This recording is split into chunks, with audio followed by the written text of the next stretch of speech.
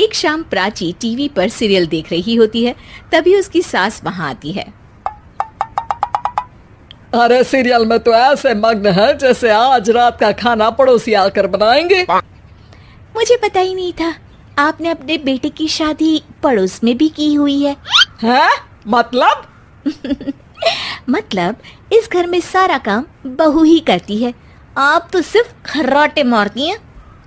अच्छा जी, फिलहाल तो तुम आराम फरमा रही हो, चलो जाओ, ये मेरे टीवी देखने का समय है। आहा, इसीलिए मुझे भगाया जा रहा है। सॉरी, अब तो बिल्कुल नहीं जाऊंगी।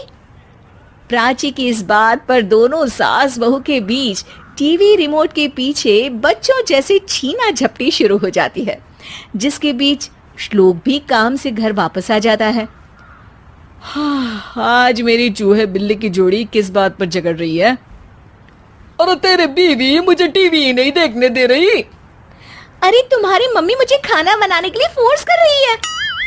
अरे वाह, ऐसे बेतुके रीजन पर तो बच्चे भी झगड़ा नहीं करते। अरे मुझे कुछ मत बोल, सब इसने ही शुरू किया है। हाँ हाँ, जैसे आप तो बहुत दूध की धूली है ना। अरे बस, दोनों चुप। प्राची जाओ, खाने की तैयारी करो। और माँ तुम छोड़ो, तुम्हें क्या बोलूं, शांति से अपना सीरियल देखो, मुझे दोबारा लड़ने की आवाज सुनाई नहीं देनी चाहिए। ऐसा बोलकर श्लोक वहां से चला जाता है, जिसके पीछे पीछे प्राची भी कुछ न कुछ बड़बड़ाते हुए रसोई में चली जाती है।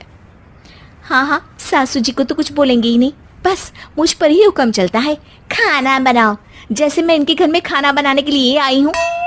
इसी तरह शाम बीतती है और रात को श्लोक और प्राची की सास खाना खाकर सोने चले जाते हैं, लेकिन प्राची गुस्से में कुछ खाए बिना काम में ही लगी रहती है। इस घर में किसी को घंटा फिक्र नहीं पड़ता, मैं खाऊं या भूखी रहूं। प्राची कुछ देर के लिए रसोई से बाहर जाती है और जैसे ही वापस आती है तो वहां दूध का भरा ग्लास देखकर हैरान रह जाती है। फिक्र पूरी है, बस दिखाना नहीं है। प्राची दूध पीकर सोने चली जाती है और अगली सुबह एक बार फिर सास बहू का कार्टून नेटवर्क स्टार्ट हो जाता है। ये तुमने ही किया है।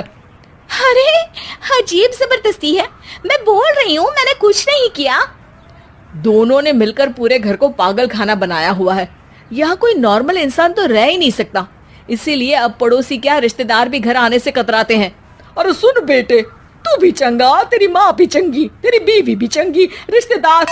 हाँ जी, आपको नहीं पता क्या, गंगाधर ही शक्तिमान है, रिश्तेदार ही। हाँ हाँ, बस समझ गया। कभी जानवरों जैसे लड़ेंगी तो कभी जुगलबंदी करेंगी। भाई मैं आप दोनों के बीच में नहीं फंसना चाहता। सास बहू की इस मन मौजी जोड़ी से परेशान होकर श्लोक अपना सिर खुजलाता वहां से चला जाता है। चलो अब मैं भी कीर्तन में जा रही हूँ। इस पर जैसे ही सास कमरे में अपना पर्स लेने जाती है तो वहां नाश्ते की प्लेट रखी देख मुस्कुराने लगती है और नाश्ता करके घर से बाहर निकलते हुए कुछ पैसे टेबल पर रख जाती है, जिसके कुछ देर बाद सिलेंडर वाला घर आता है। ओ मुरी मैया, मैं सिलेंडर के बारे में तो बिल्कुल भूल ही गई थी। घर खर्च के सारे पैसे भी मम्मी के पास है और श्लोक से बोला तो उल्टा 4 बात सुनाएंगे। प्राची ये सोच ही रही होती है कि अचानक उसका चेहरा चमक उठता है और वो घर में आकर इधर उधर देखने लगती है। तभी उसकी नजर टेबल पर रखे पैसों पर पड़ती है, जिन्हें वो सिलेंडर वाले को दे देती है। ये सब श्लोक देख लेता है। अच्छा बेटे, इतना बड़ा घोटाला, सबके सामने मैं तेरी दुश्मन और पीठ पीछे तेरी मेरी यारी। इस पर श्लोक एक प्लान बनाता है और शाम को सब एक साथ बैठे होने पर बोलने लगता है। माँ, तुम दोनों की बहुत लड़ाई होती है, इसलिए मैं सोच रहा हूँ कि प्राची को उसके घर छोड़ाऊं, इससे वो भी खुश रहेगी और तुम भी। अचानक श्लोक की ये बात सुनकर सास बहू शौक से उसकी तरफ देखती है। अरे ऐसे कैसे घर छोड़ाओगे, मुझे कहीं नहीं जाना।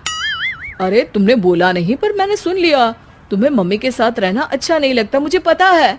अरे वो अरे, जब बहू खुद कुछ काम बोले तो वो तुझे सुनता नहीं, और अब जो इसने बोला ही नहीं वो तू समझ गया। जब उसे नहीं जाना तो फिर जबरदस्ती क्यों कर रहा है?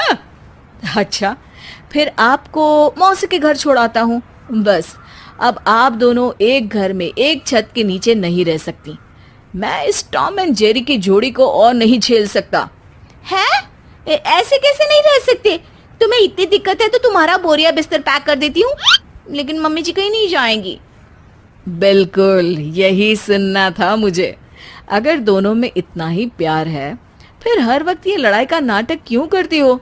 देखा मैंने कैसे माँ किचन में दूध रखती है और तुम उनके लिए कमरे में नाश्ता रखती हो, और कैसे वो पहले ही तुम्हारी दिक्कत समझकर घर में पैसे रखकर बाहर जाती है। अरे भाई, इतना ड्रामा तो डेली सोप में भी नहीं होता जितना तुम दोनों ने इस घर में फैलाया हुआ है।